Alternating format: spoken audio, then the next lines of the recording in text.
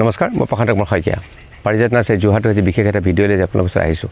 মই যিবা গছৰ ওচৰত থিয় হৈছে এইটো আন একো নহয় থাইলেণ্ডৰ পানী জামু আপোনালোকে দেখিছে যে পানী জামু লাগি আছে ইয়াৰ দুটা ভেৰাইটি সাধাৰণতে আমাৰ ইয়াত পোৱা যায় এটা হ'ল বগা আনটো হ'ল আপোনাৰ ৰঙা তো আমাৰ যিটো থলুৱা পানী জামু এইটো একেবাৰে বগা সোৱাদ বিশেষ নাই কিন্তু দেখাত অত্যন্ত সুন্দৰ আৰু লাগেও যথেষ্ট আপোনালোকে পুলিটো লগোৱাৰ 2-3 বছৰৰ ভিতৰত গ্ৰাফটিং গছ হ'লে তাৰ ফুট অহা দেখা যায় তেতিয়া বহুতৰ প্ৰশ্ন এটা আহে আমাৰ ইয়ালৈ গ্ৰাফটিং গছ যদি আপুনি লয় সাধাৰণতে ছেকেণ্ড বা থাৰ্ড ইয়াৰত ফুট অহা দেখা যায় আৰু আনহাতে যদি আপোনাৰ থলুৱা গছ হয় যদি গুটি পোৱা হোৱা গছ হয় তেন্তে 6-7 বছৰৰ ভিতৰত সাধাৰণতে ফুট আহে কিন্তু 6-7 বছৰ হৈ যোৱাৰ পিছতো বা বিভিন্ন কাৰণত কেতিয়াবা গছত ফুট নাহে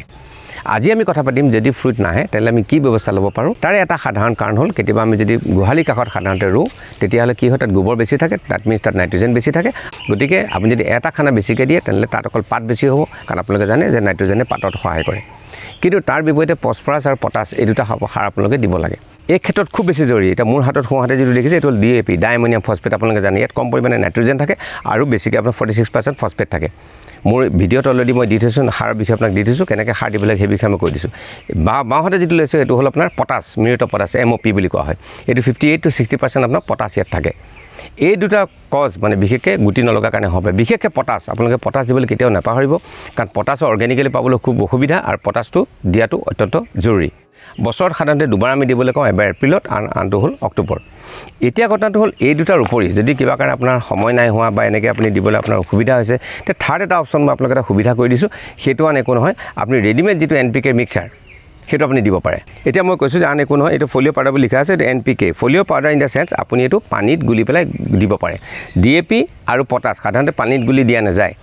এইটো আমি পানীত গুলি দিব পাৰোঁ কাৰণে ফলিয়াৰ স্প্ৰে বুলি কয় সাধাৰণতে 1 গ্ৰাম পাৰ লিটাৰ বা 2 গ্ৰাম পাৰ লিটাৰকৈ গছ চাই পেলাই আপুনি দিব পাৰে 2 গ্ৰাম পাৰ লিটাৰ তাৰমানে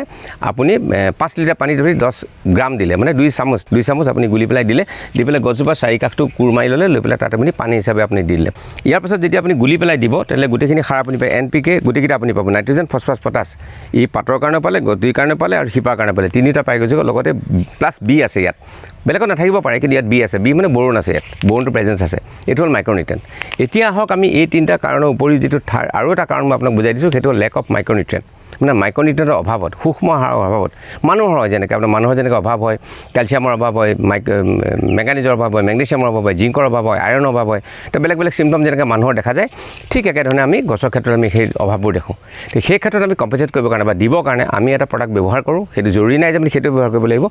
অনুসাৰ আমি অসমীয়া যদি কওঁ অনুসাৰৰ কি প্ৰডাক্ট দিব পাৰিব সেইটো মই আপোনাক দেখুৱাই দিওঁ এইটো প্ৰডাক্ট আমি দিওঁ জৰুৰী নাই আপুনি এইটো দিব লাগিব অনুসাৰ আপুনি বেলেগ প্ৰডাক্ট দি দিব পাৰে ইয়াত কি আছে আপোনাৰ 16টা বা 18টামান আমাৰ মাইক্ৰনিউট্ৰিয়েণ্ট বেলেগ বেলেগ থাকে ইয়াত গোটেইকেইটা নাই কেইটামান আছে যেনে জিংক আছে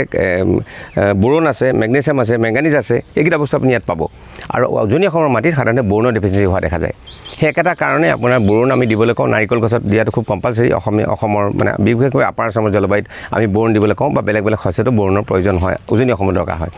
গতিকে প্ৰত্যেক জেগাতে আপোনাৰ তেনেকুৱা নিউট্ৰিচনেল ডেফিচিয়েঞ্চি বা গেপ থাকিব পাৰে বেলেগ বেলেগ হ'ব পাৰে সব জেগাই ডেফিচিয়েঞ্চিটো বেলেগ বেলেগ ইয়াত যিটো ডেফিচিয়েঞ্চি আছে বা কম হৈছে সেই একেটা বস্তু বেলেগ জেগাৰ কাৰণে নহ'ব পাৰে তাৰ বিনিময়ত আপুনি এইটো দিবৰ কাৰণে ট্ৰেচেল 2 ইয়াৰো পদ্ধতিটো একেই আপুনি এইটো ফলিয়াৰ স্প্ৰে বুলি কোৱা হয় তাৰমানে পানীত গুলি আপুনি দিব পাৰে গুটি নলগাৰ আন এটা কাৰণ হ'ব পাৰে এইটো হ'ল পৰাগ সংযোগ যিটো ইংৰাজীত পলিনেশ্যন বুলি কোৱা হয় এইটো খুব এচেঞ্চিয়েল বিশেষকৈ এতিয়া মই যেতিয়া ৰৈ আছোঁ এইজোপা হ'ল আপোনাৰ লোকেল ডিমৰছ এতিয়া আমি হাইব্ৰিড ডিমৰছ আপোনালোকক দেখুৱাম সেইজোপা গছৰ লগত যদি পৰাগ সংযোগ যদি নহয় ছেইম ফেমিলিৰ লগত যদি পৰাগ সংযোগ নহয় তেন্তে তাইতো আপোনাৰ গুটি নালাগিব পাৰে এইজোপা আপোনাৰ হাইব্ৰিড ডিমৰু মই অলপ আগতে থলুৱা ডিমৰু আপোনালোকক দেখুৱালোঁ এই দুজোপাৰ মাজতো ক্ৰছ হ'ব পাৰে ইয়াৰ ডিষ্টেঞ্চো খুব বেছি নহয় হাৰ্ডলি 20-30 মিটাৰ কিন্তু এইটো এটা কথা জৰুৰী পলিনেশ্যন হোৱাটো জৰুৰী মই ইতিমধ্যে আপোনালোকক কৈছোঁ গতিকে এই কথাটো আপোনালোকে খেয়াল ৰাখিব আৰু বিশেষকৈ আপেলৰ ক্ষেত্ৰত বা বহুত গছৰ ক্ষেত্ৰত এতিয়া হয় আৰু বহুত গছৰ ছেল্ফ পলিনেশ্যন হয় সেইবিলাক গছত অসুবিধা নাই ছেইম গছৰ পৰাই দুটা বস্তু হৈ গৈ থাকে কিন্তু এইবিলাক গছত এইটো বস্তু দৰকাৰ হয় বিশেষকৈ ফিগত দৰকাৰ হয় এপেলৰ দৰকাৰ আমি জনাত এতিয়া সেই একেধৰণে আপেলৰ ক্ষেত্ৰত আমি দেখোঁ যে আপেলৰ ক্ষেত্ৰতো আপোনাৰ পৰাগ সংযোগ হ'ব কাৰণে ছেইম ফেমিলি গছ দৰকাৰ হয় বিশেষকৈ আপেলৰ ক্ষেত্ৰত আমাৰ খুব পপুলাৰ ভেৰাইটি গৰম জেগাত হোৱাৰ কাৰণে HRMN 99 বহুতে নিছে আপেল তাৰ লগত আপুনি যদি গল্ডেন ডৰচেট বুলি এটা ভেৰাইটি আছে তাৰ যদি এটা পুলি লগায় তেন্তে দুইটা পৰাগ সংযোগ হ'বৰ কাৰণে অত্যন্ত সুবিধা আৰু দুটামান কাৰণ মই আপোনাক কৈ থ'লোঁ ইন চাম কেছেছ এইটো খুব ৰেয়াৰ কেছ তথাপিতো কেতিয়াবা হ'ব পাৰে সেইটো পাৰ্চেণ্টেজ খুব কম কাৰণৰ কাৰণে হ'ব পাৰে তথাপিতো মই কৈছোঁ কেতিয়াবা হৰমনেল প্ৰব্লেমৰ কাৰণে এইটো হ'ব পাৰে তেনে ক্ষেত্ৰত আপুনি প্লেনফ্লিক্স বুলি এটা হৰমন পোৱা যায় সেইটো আপুনি ব্যৱহাৰ কৰিব পাৰে খালি তাৰ ড'জটো একদম একুৰেটলি মোৰ আজি মনত নাই ড'জটো কিমান আছিল আপুনি খালি এটা কথা মনত ৰাখিব যেতিয়াই প্লেনফ্লিক্স ইউজ কৰিব একুৰেটলি তাক ইউজ কৰিব একদম যিটো মানে হিচাপত যিটো হয় সেই কথাটো আমি লক্ষ্য কৰিব যাতে একুৰেটলি ড'জটো পৰে আৰু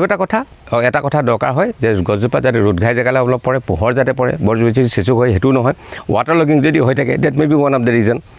মই ভাবোঁ এইকেইটা কাৰণ নাইকিয়া কৰি আপোনাৰ যিজোপা গছ ইতিমধ্যে ফল ফুল আপোনাৰ লগা নাছিলে তেনেকুৱা এজোপা আপুনি ফল ফুল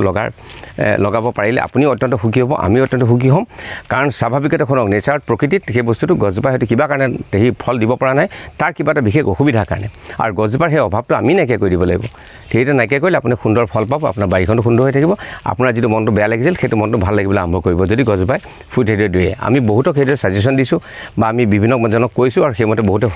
সুফল পাইছে। গতিকে এটা সদায় মনত ৰাখিব, যিকোনো হাইব্ৰিড গছক নিউট্ৰিশ্যনটো সদায় ফুলফিল কৰাটো দৰকাৰ, বিশেষকৈ পটাছ আৰু ফচফৰাছ এই দুটা দিবলৈ নাপাহৰিব, আৰু সেইধৰণে আপোনাৰ বাৰীখন আপুনি সুন্দৰ কৰি ৰাখিব। ধন্যবাদ আজিৰ বাবে।